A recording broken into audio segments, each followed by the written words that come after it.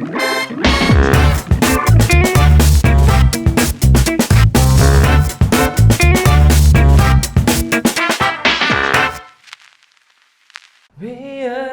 aku bahagia. Hey!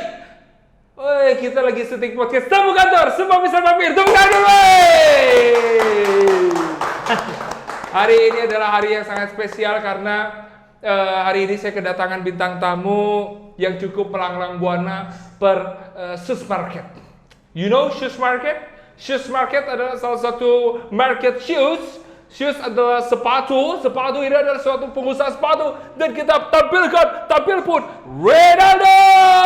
Assalamualaikum Pak Renaldo. Waalaikumsalam warahmatullahi Pak Boni. Alhamdulillah kita sekarang kedatangan bintang tamu seorang pengusaha sepatu. Siap. Dia adalah salah satu seorang pengusaha sepatu yang terkenal di Instagram di mana-mana di seluruh toko online adalah dengan merek Realman dan juga Kenzios. Siap. Saya akan bertanya yang paling awal. Oke. Yang paling awal tapi tidak paling akhir. Pak Renaldo, sebelum membahas tentang bisnis, apa dulu kesibukan sebelum memulai bisnis? Awalnya saya sebagai profesional musician. Nah, jadi mungkin nggak spesifik di band tertentu, tapi session player. Session player. Iya, session player. Jadi ngebandnya benar-benar hampir setiap hari. Seminggu bisa 6 kali, bisa 7 kali. Kadang malam ini main sama band mana, main ini sama band mana. Minggu kadang keluar kota, kayak gitu. Luar biasa, Pak. Bapak udah kayak makanan ya? Iya. Dulu menjadi profesional player. Itu kata lainnya supir tembak gitu. Supir tembak. Tapi saya singkat cerita di identitas tamu, Bapak ini seorang additional player salah satu band yang lagunya seperti ini. Jangan kau menolak cinta. Ya, terakhir sempat 2-3 tahun bantuin ST juga. ST dulu, bukan ST. Oh iya benar, sorry, ST Ibu ya. Oh, ST12 sempat membantu itu. Memang dulu sebelum berbisnis itu pekerjaan setiap hari. Ya, nggak sama ST aja, sama apa semua jenis kerjaan di musik, baik ngafe, wedding, beberapa band recording juga. Kadang juga tadi joki ngisi rekaman yang di artisnya siapa tapi kita ngisinya di belakang juga kayak gitu. Tapi gede dong kan additional player band besar tuh. Berapa penghasilan? Berapa penghasilannya, Pak? Dulu, Pak, berapa penghasilannya, Pak? Dapat dong minimal 25 juta per detik. Gitu. Gede dulu. Enggak lah, kalau dulu kan lebih ke arah ini ya. Dulu ada passionnya di situ. Jadi apa yang dikejar itu ya selain buat hati, coba buat jam terbang juga dulu. Semakin banyak pengalaman aja. Karena memang hobi dulu pengen jadi pemain musik. Dulu awalnya cita-cita bukan jadi pengusaha, pengen jadi pemain musik. Betul. Jadi saya itu 2006 itu waktu sebenarnya di dulu kan saya dari Sumatera ya, dari Jambi. Sebenarnya udah keterima tuh Universitas Negeri di sana. Cuman gimana caranya saya harus ke Bandung atau nggak ke Jakarta supaya bisa jadi pemusik, bangun karir di musik gitu. Oh, jadi sampai rela-rela ke Bandung ke Jakarta cuman ingin jadi pemusik. Iya. Berarti Bapak ini seorang musisi ya? Musisi maksud saya. Seorang musisi ya. Tapi nggak dulu memang tiap hari makan. Semua tuh hanya demi musik. Betul. Diajakin siapa? Apanya nih? Ke Bandung ke Jakarta kan masa tiba-tiba aja udah nggak ada temen nggak berangkat. Tapi ada relasi nggak gitu untuk? Nggak ada. Jadi kan karena kita tahu dulu musisi-musisi yang di Indonesia yang gede-gede itu biasanya kalau nggak di Bandung, Jakarta, Jogja mungkin. Salah jadi satunya, saya harus ke sana gitu pikirannya dulu. Dulu salah satu Bandung artis terkenal di Bandung kan ada penyanyi juga sampai sekarang masih aktif kan, Boni Anggara kan? Oh iya betul. Itu yang ini salah satu tepuk tangan dulu. Itu salah satu Renaldo datang ke Bandung. Ya. Untuk ketemu dengan saya. Beliau ini salah satu yang fans berat saya. Betul, setuju. Betul. Mau tanda tangan. Oh, dulu memang ingin bermusik datang ke Bandung. Ya, gitu. Tapi orang tua nggak marah gitu atau misalkan keluarga gimana? Ya, alhamdulillahnya memang orang tua itu mensupport. Kalau prinsip orang tua tuh apapun kerjaannya yang penting jangan setengah-setengah, harus jadi gitu. Oke. Tapi memang pengen jadi editorial player, nggak mau jadi. Oh enggak. Itu kan pasti semua musisi itu pengen berkarya pada saat itu ya. Iya. Tetap berkarya juga sama band band-band sendiri yang memang recording gitu ya. Iya. Cuman saya tidak menutup diri juga pada saat itu untuk ngebantu siapapun. Karena yang saya butuhkan waktu itu ya jam terbang sama channel relasi seperti itu. Wah, luar biasa. Berarti apa hubungannya Pak dengan sepatu nih? Apa hubungannya? Itu tahun berapa tuh? Tahun berapa tuh? Ini ya profesional di musik ya. Iya. Mungkin kalau mulai dibayar di musik itu mungkin 2008 sampai 2017 lah.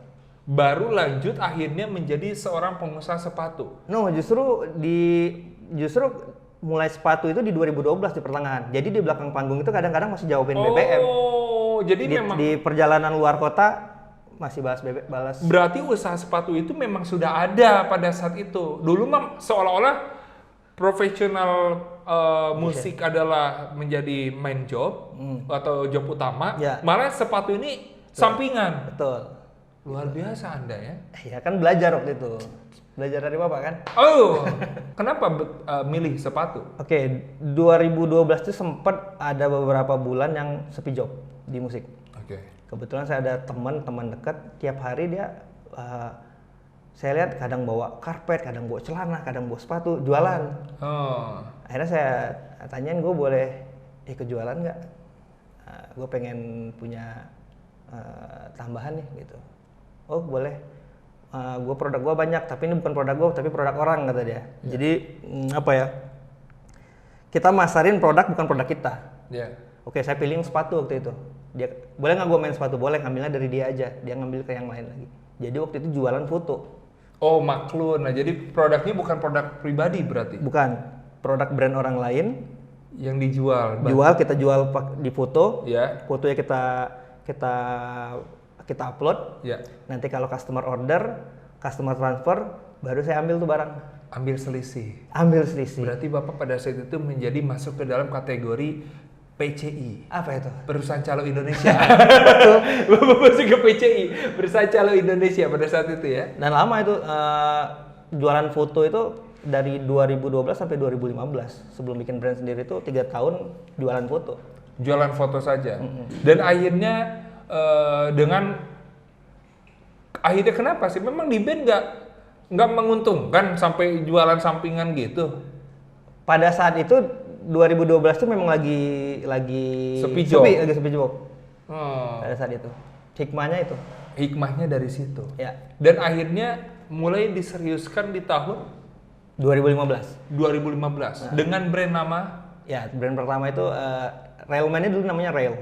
Cuman karena waktu itu nggak bisa didaftarin di Haki jadi Railman. Realman 2015. 2015. Menjajaki produk Realman. Ya. Ya, Realman ini salah satu produk fashion lebih segmented ke milenial. Ya, betul. 25 sampai 35 tahun. Fokusnya di pria gitu. Oke, sebelum kita bahas, Pak, kita kan nggak enak ya kalau tamu nggak minum. Oh, Coba minum oke. dulu dong. Aduh, nggak enak. Ini adalah salah satu minuman paling enak dan terfenomenal seujung dunia, Mars sampai Saturnus. Ya. Kirain pajangan aja nih. Oh iya, diminum. Bismillahirrahmanirrahim. Karena biar kita lebih asik ngobrolnya dan semanis Teh Ibu. Lanjut. Siap. Kita akan lanjutkan. Awal nggak mungkin menjalani suatu proses bisnis tanpa kegagalan.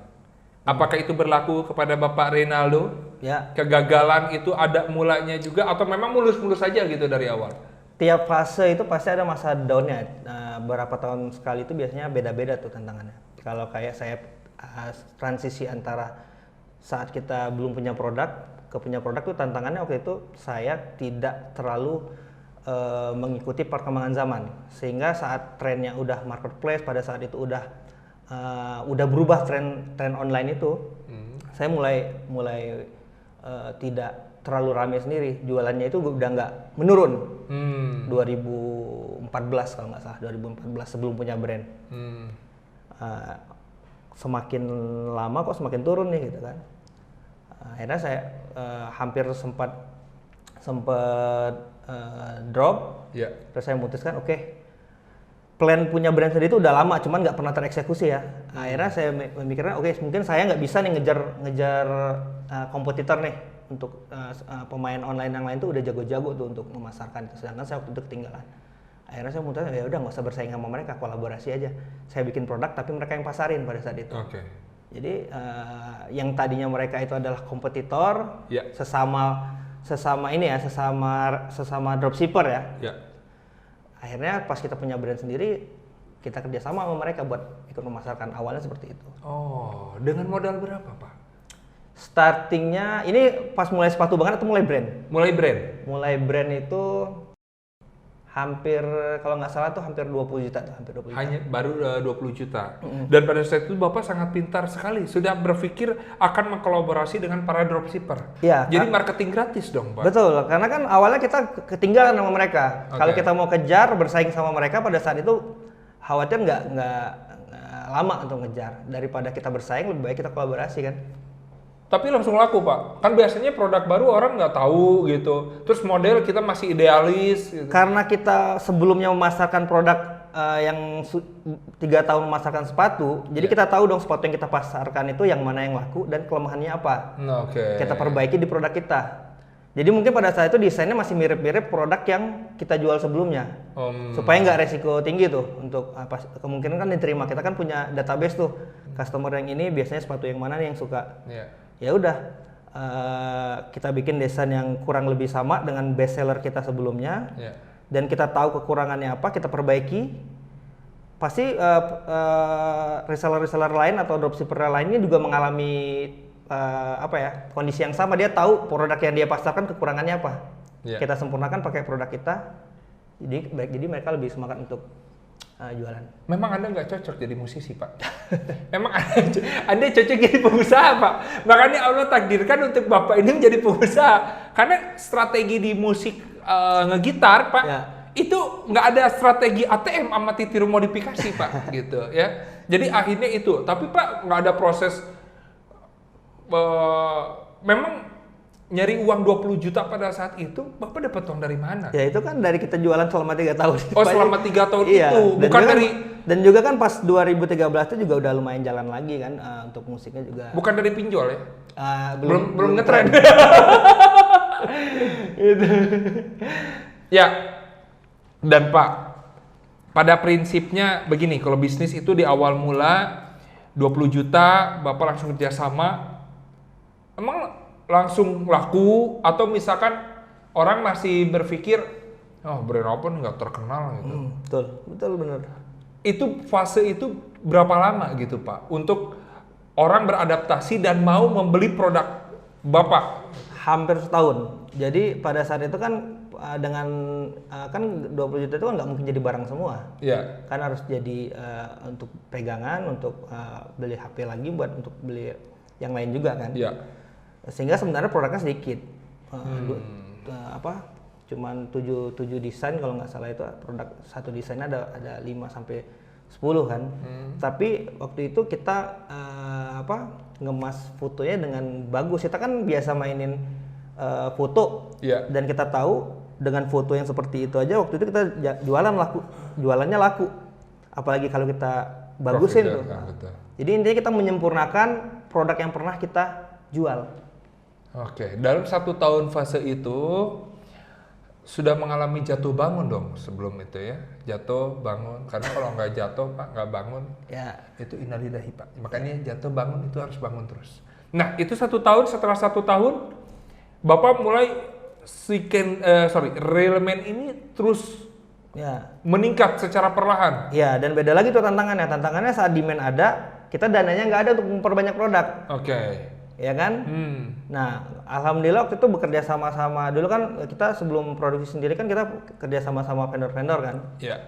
Alhamdulillah vendornya itu juga udah kayak keluarga nih. Jadi mereka support. Jadi kita bisa bayarnya tuh mundur. Tempo. Sehingga bisa dikatakan mereka sangat membantu sekali untuk proses kita growth di pertama.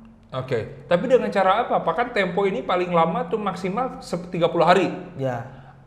untuk ngejar nggak bisa kebayar itu dengan cara apa yang Nah, Bapak lakukan? Masya Allah luar biasanya kita tuh nggak pernah putus, jadi nggak pernah lunas sampai Lebaran baru lunas. Oh. Jadi selalu mundur terus gitu. Itu tanpa direncanain ya, maksudnya mengalir dengan begitu saja. Mereka juga nggak nagih nggak apa. Cuman kita kan nggak mungkin nggak jaga amanah mereka, makanya mereka mungkin percaya gitu kan. Makanya yang paling penting tuh dari awal kita niatnya baik dan benar-benar jaga reputasi dan amanah mereka gitu kan, sehingga lebih disupport juga pada saat itu oleh mereka.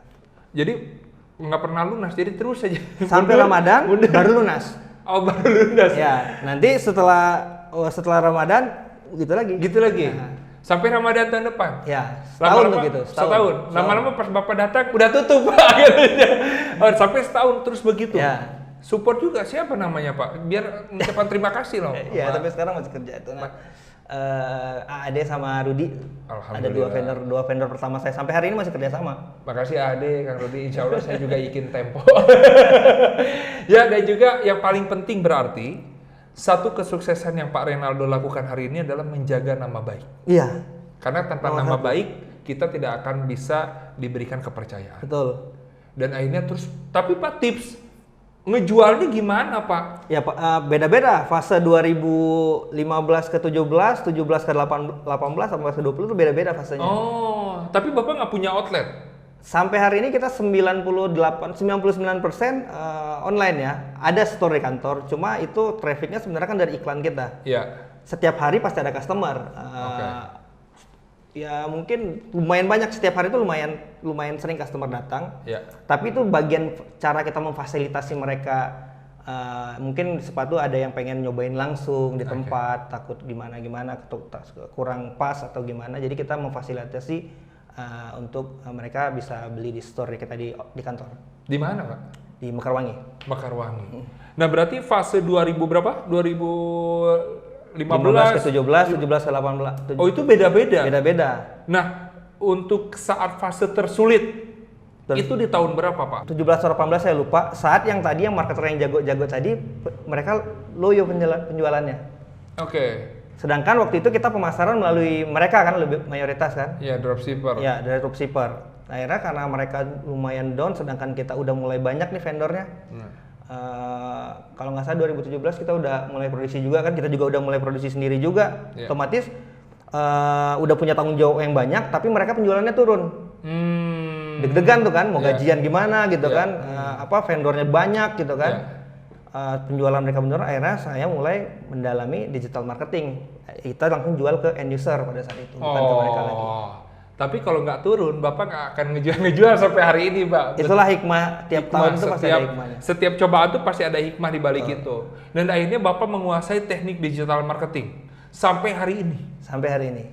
Sampai hari ini Bapak menguasai digital marketing. Nah, berarti Bapak tidak ada penjualan secara offline. Setiap hari ada, setiap hari. Oh iya, kalau yang datang ke store. Ya. Tapi lebih ke banyak orang tahu secara digital marketingnya di digital, di online. Ya, sempat kita offline, kita kerjasama dengan beberapa outlet di Kagum Group di Jalan Riau. Cuman kan kalau itu kan nunggu ya, jadi kan sebulan baru dibayar. Jadi kayak ini ya, betul, store gitu ya. Jadi kita lebih efisiensi pada saat itu, stok kita belum banyak, dengan biar lebih cepat ya kita direct to customer aja gitu. Langsung customer to customer. Iya. Tips awal nih Pak, biasanya yang nonton para tamu kantor, para tamu-tamu undangan kita yang ada di semua yang di sejagat raya ini, mereka ingin tahu tips digital marketing di hari ini. Apa yang Bapak lakukan langkahnya? Kan kalau biasanya saya foto produk paling ya standar lah, promosi gitu, update IG story atau dan sebagainya. Apa yang Bapak lakukan agar si produk ini laris keras di era saat ini? Ya. Paling utama tuh kita fokus dulu ke market kita. Kita harus benar-benar tahu siapa market kita. Jadi nggak ada tuh market yang semua kalangan. Beras pun yang untuk semua kalangan kita beda-beda tuh merek yang kita konsumsi. Jadi sebenarnya nggak ada istilah produk untuk semua kalangan. Jadi kita harus benar-benar milih dulu segmen kita yang mana. Udah benar-benar kenal dalam kita sama customer kita, baru kita benar-benar ngulik konten kesukaan mereka itu seperti apa sih, produk kesukaan mereka itu seperti apa sih. Banyaknya orang digital marketing itu digital marketer ya pelakunya, fokusnya ke teknis, dashboard ads-nya di otak-atik, lebih banyak ke teknis. Sedangkan ads itu hanya tools untuk menyebarkan sesuatu lebih luas lagi. Kalau yang disebarkan itu tidak disukai sama audiensnya, otomatis kan hanya buang-buang uang tuh untuk beriklan. Tapi kalau kita benar-benar tahu market kita benar-benar menggali apa yang dia suka, konten apa yang dia suka, itu mungkin akan lebih tepat sasaran. Sehingga kita tidak perlu konten kita disukai semua orang atau dilihat semua orang, tapi kita fokus konten kita disukai oleh memang market kita. Oke, berarti fokus pada tujuan market, itu langkah yang pertama. Ya, berarti kalau misalkan produk ini dijual dengan kalangan A, jadi penasaran. Sebelum kita lanjut, mana produknya sih Pak? Gue penasaran nih. Produknya dong, ada nggak? Coba. Oke. Yang Kenzios dulu. Nih. Yang Kenzios dulu nih. Ini yang dapat adalah brand ambasadornya nih. Oh, ini Stephen William. Oh, ini Kenzios. Ya. Ini sudah terlihat secara tajam. Ini lebih ke yang saya lihat nih Pak. Ini formal tapi casual. Oke. Memang konsepnya itu si Kenzios. Nah, biasanya pebisnis tuh mulai biasanya dari produk tuh. Betul. Padahal kalau idealnya kita mulai dari market. Saya spesifik market Kenzios ini adalah pekerja formal yang kantornya mewajibkan dia pakai pantofel hitam. Oke. Misalnya instansi, ASN, kementerian, bank segala macam. Nah, itu mas spesifik marketnya. Kira-kira apa pain sama gen mereka tentang sepatu? Biasanya kalau milenial dia tuh sebenarnya nggak suka pakai pantofel yang kotak, yang lancip. Yeah. Dia lebih senang sneakers hari-hari. Cuman karena terpaksa peraturan kantor, jadi dia terpaksa pakai pantofel. Nah, kita menjembatani ini tuh. Dia tetap bisa fashionable di kantor, tapi tanpa melanggar peraturan kantornya. Yeah. Gitu loh. Dia tetap bisa pulang setelah kantor, tetap nongkrong pakai ini, tetap oke. Gitu. Jadi karena kita berangkatnya dari marketnya, produknya menyesuaikan kebutuhan marketnya. Oke, dan akhirnya kita nggak perlu ganti sepatu. Biasanya kan kalau orang-orang yang kerja kalau mau nongkrong ganti sepatu. Betul. Ini tinggal ganti atasannya aja, betul, Pak. itu. Jadi secara value produknya dia multifungsi, gitu loh. Jadi bisa dipakai kantor, bisa juga setelah pulang kantor dia pakai, gitu. Walaupun saat ini ada pertambahan market lagi selain yang tadi pekerja formal tadi, yaitu orang-orang yang tadinya nggak suka pantofel, tapi dia lagi pengen coba-coba pantofel. Biasanya mereka carinya ke Sita, gitu. Ada 42? Oh ada, oh enggak, gue cuma nanya dong buat saya gitu. Ada, ini serius langsung dibawa loh. 43? Berapa? Ada, semua dagi, tenang aja, sebelah ewang. Ya, jadi Pak akhirnya bikin Kenzios ini. Ya. Tidak terpikir untuk bikin brand lain? Terpikir. Ada? Dalam plan. Dalam plan. Selain Kenzios ada merek lain berarti? Ada, merek pertama Railman. Railman. Ya. Ada Railman, produknya di bawah Polymer. juga? Boleh. Coba Railman-nya sini. Ya Allah, ini adalah salah satu pengusaha luar biasa nih. Nah, ya. Jangan mau kalian ya. Ini lihat nih, Pak. Coba, Pak. Oh, ngiler lo, mau sepatu baru? Mau saya juga, ya. Dekat tuh, Railman. Cocok buat saya, Pak. Cocok, Pak. Ini Railman.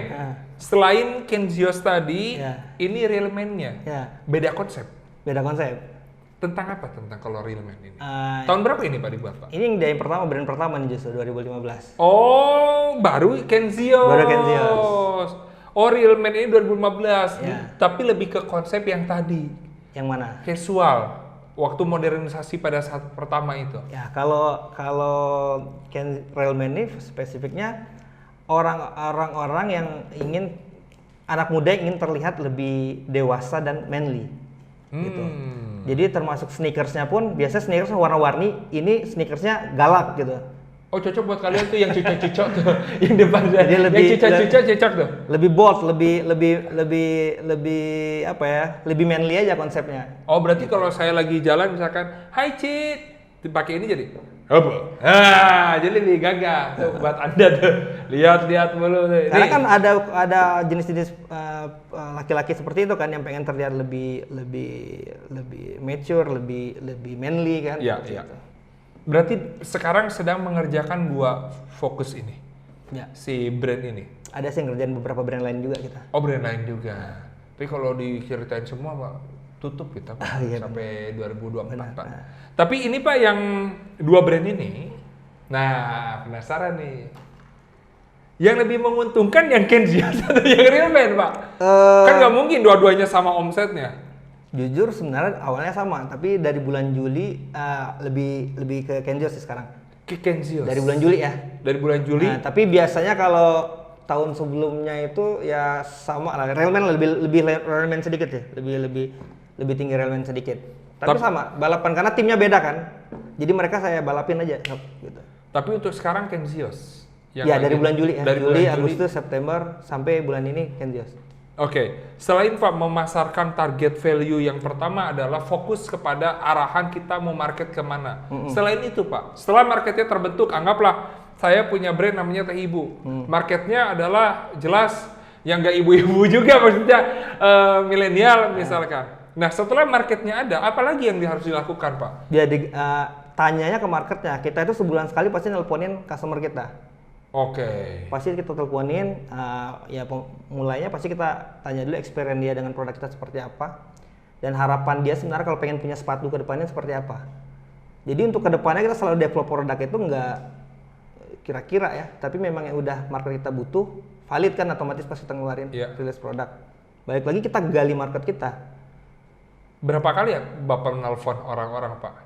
Enggak, tiba-tiba di reject Pak karena penipuan gitu. Berapa kali Bapak nelfon sampai akhirnya memutuskan ini adalah salah satu planning saya ke depan? Ya kalau SOP-nya sih sebulan sekali biasanya ada random kita pilih di telepon sih. Oke. Ada 100 customer yang ditelepon atau mungkin hanya 10 saja? Enggak, kalau nggak salah itu 60 sih biasanya, 60 customer. Oh, 60 customer. 30 Realme, 30 Kenzios yang kita telepon. Nggak mungkin kita semuanya ditelepon, Pak. Ya. Yang pertama pulsa, Pak. Yang kedua juga mengganggu yang lain. Mewakili kan. Jadi kita lebih enak nanya kepada orang yang memang market kita. Oke. Karena kalau kita ngikutin semua kata orang, belum tentu disukai sama market kita. Oke. Yang paling aman, paling deket, nggak terlalu jauh kita untuk analisa ya, mendengarkan masukan dan harapan produk selanjutnya dari customer kita sendiri. Oke. Saya katakanlah varian besok mau rasa apa lagi, yang paling valid nanyanya ke customer kita. Kalau menurut kata saya nanti misalnya A kata customer ternyata bukan itu, salah keluarin produk kita. Berarti bisa salah persepsi juga. Ya. Dan setelah nggak semua orang nih Pak, produk udah aman nih Pak. Produk dia sudah segmennya tepat, terus secara customer juga ditanya sudah. Tapi kalau nggak laku, cara jualnya gimana Pak? Yang Bapak lakukan cara jualnya bagaimana biar produk ini laku gitu? Bingung tuh jawabnya, saya nggak pernah nggak laku bro. Oh, nah gimana tuh cara tipsnya untuk menjual produk ini biar, karena gini, nggak semua pembisnis itu mungkin sesuatu yang kita pikirkan. Ada mereka yang bisa bikin produk, tahu cara bikin sesuatu hal yang bagus, tapi nggak tahu cara jual. Oke. Nah, yang Bapak lakukan dengan Realme dan Kenzios ini, gimana cara di era saat ini untuk menjual produk biar laku? Oke, pasti tiap cara pengusaha itu beda-beda ya, pasti nggak ada yang sama caranya. Kalau saya cerita paling apa yang udah saya lakukan ya. Iya. Balik yang pertama tadi, saat yang pertama itu kan saya jualan produk bukan produk kita sendiri. Iya. Jadi kita jualan foto, kalau nggak laku ya ganti foto lain, cari produk lain, sampai ketemu yang mana yang laku. Oke. Setelah ketemu yang laku, udah tahu dong kita barang yang laku, kita tinggal bikin barang yang seperti itu, tapi kita sempurnakan. Oke. Otomatis saat kita bikin brand, ya kemungkinannya kan lebih kemungkinan lakunya kan lebih besar kan, karena kita udah tahu tuh yang diterima sama market kita seperti apa. Saat bikin brand juga seperti itu. Ya udah, kemarin yang larisnya di market saya ini seperti ini desain yang mereka sukai.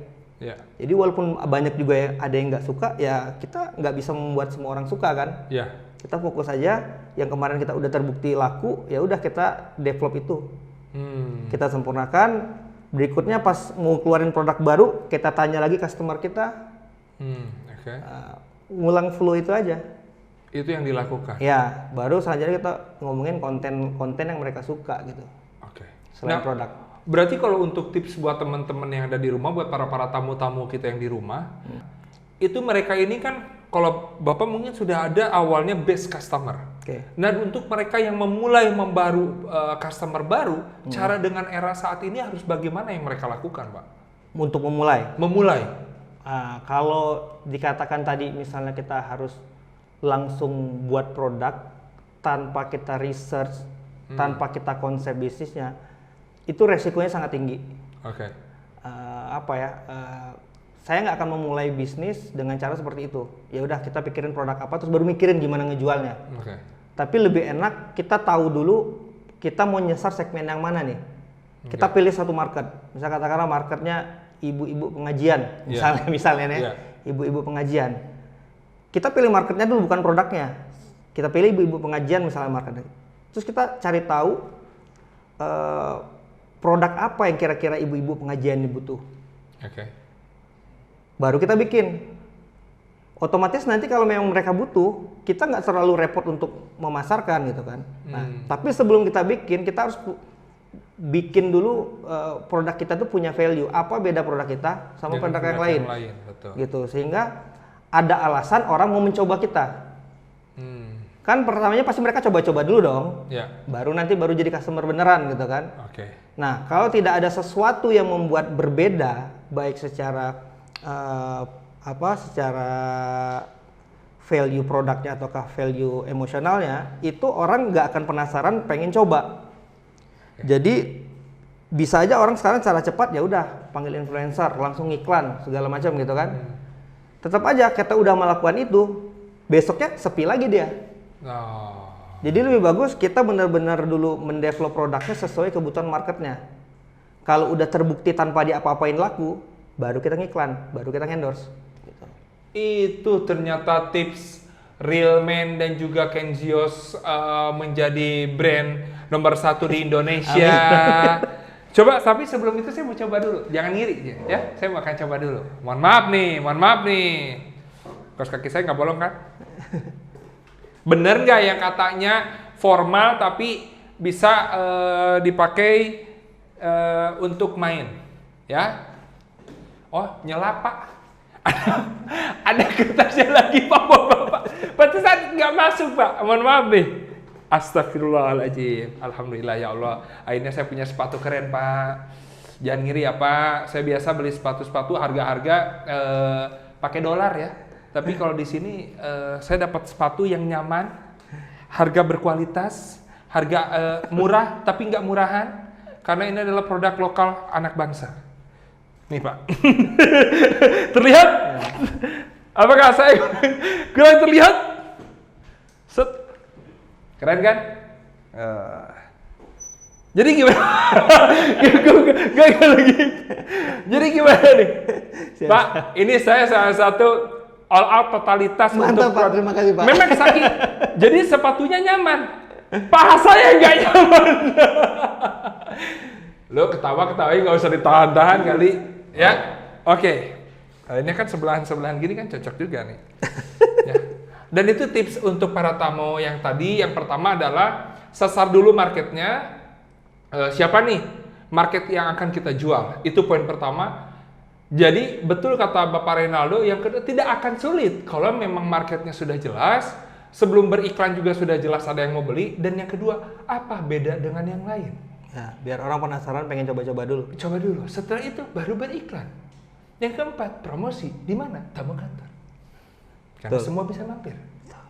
Betul begitu Pak. Sesuai ramalan saya sekarang sedang menjadi ramalan. Ini akan menjadi salah satu sepatu tren terkemuka di dunia. Sekarang lagi ngetren fashion show di lumpur. Ini besok-besok di Sungai Nil Pak.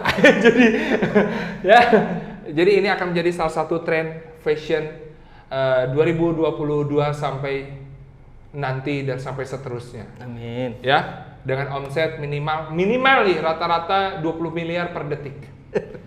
Amin Pak. Amin. Saya mau ngomongin omset jangan. Jangan ya, yang pasti cek aja Instagramnya di mana Pak? Rail_man. Rail_man untuk Realman dan untuk Kenzios. Kenzios.id. Oke, untuk semuanya yang beli produk Realman dan juga Kenzios, langsung bilang aja teman Boni, insya Allah nggak dapat diskon.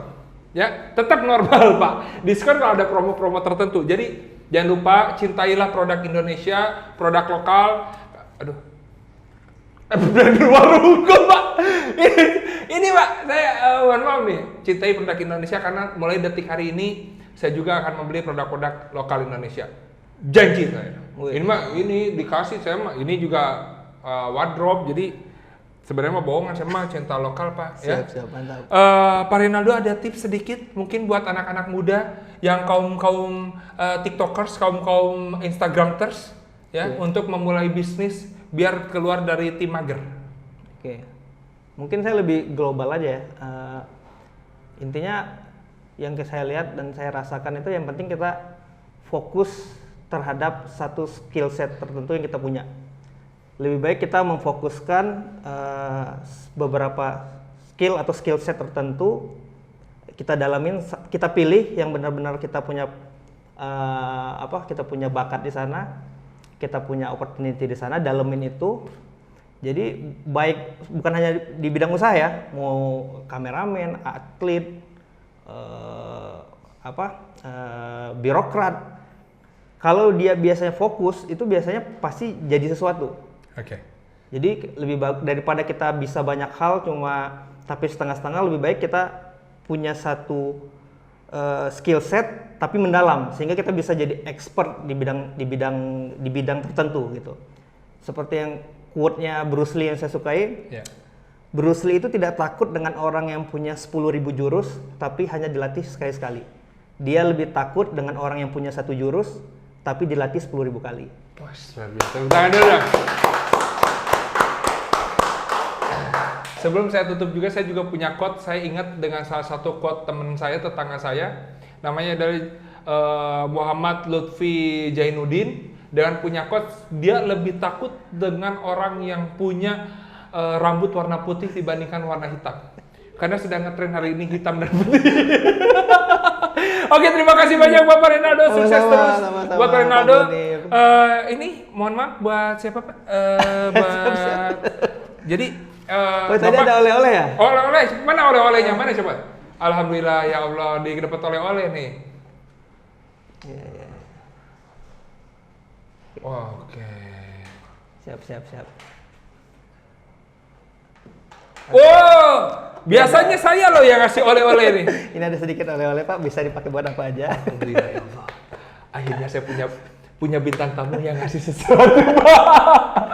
Oke, Pak Uji, terima kasih banyak buat Bapak Rinaldo, sukses selalu Bapak Ray ya. Pak, sukses selalu. Pak Sultan Buni siap. Ya, jangan lupa beli Ken Juice dan juga Real Man. Pokoknya untuk kalian semua yang ingin mampir ke sini, silakan langsung datang aja ke Tamu Kantor. Karena Tamu Kantor semua bisa mampir. Assalamualaikum warahmatullahi wabarakatuh.